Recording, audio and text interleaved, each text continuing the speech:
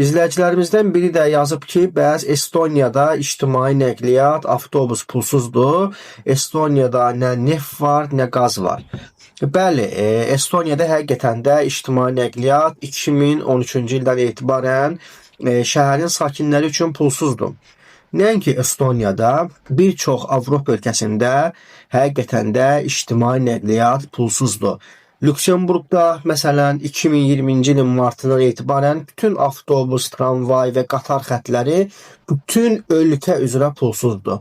Eyni zamanda Maltada da 2022-ci ilin oktyabrından etibarən sakinlər üçün pulsuz ictimai nəqliyyat xidməti təşkil olunur. 2025-ci ilin yanvarından etibarən Serbiyanın Belqrad şəhərində də ictimai nəqliyyat artıq pulsuz elan olunub. Eyni zamanda Norveç və Fransanın bəzi şəhərlərində də ictimai nəqliyyat pulsuzdur. Məsələn, Montpellier və Dunkirk şəhərlərində Fransanın ictimai nəqliyyat, avtobus, metro, nəqliyyat vasitələri tamamilə pulsuzdur. Fikir verin, bu sadaladığım ölkələr hamısı Avropa ölkələridir, inkişaf etmiş ölkələridir.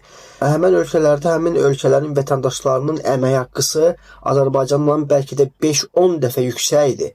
Yəni o ölkələrdə ictimai nəqliyyat pulsuz olmasa belə, hətta $1, $5 olsa belə, bu o ölkənin vətəndaşları üçün heç nədir, adi qəpik quruşdur.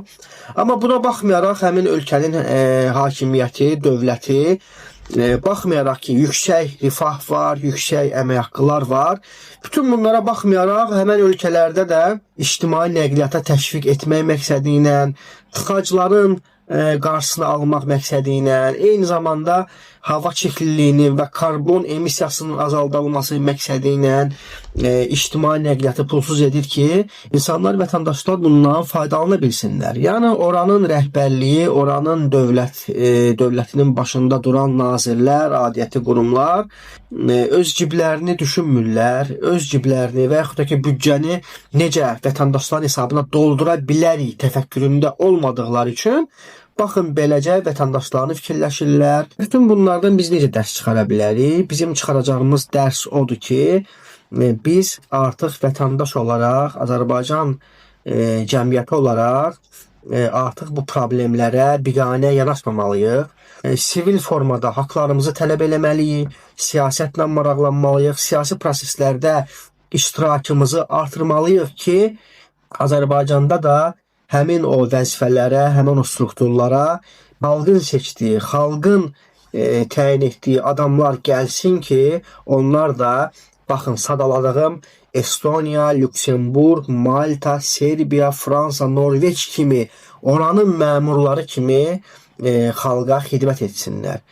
Yəni buna yalnız Azərbaycan vətəndaşlarının, Azərbaycan cəmiyyətinin ictimai şəkildə, kütləvi şəkildə, sivil formada, hüquqi formada, siyasi proseslərdə iştirak etməsi ilə biz nail ola bilərik. Amma nə vaxta kimi biz hər şeyi yola verəsik, hər şey boş şeylərdir deyib üstündən keçəsik, qiymət artımları da, sosial vəziyyətimiz də günü-gündən daha da pisləşəcək.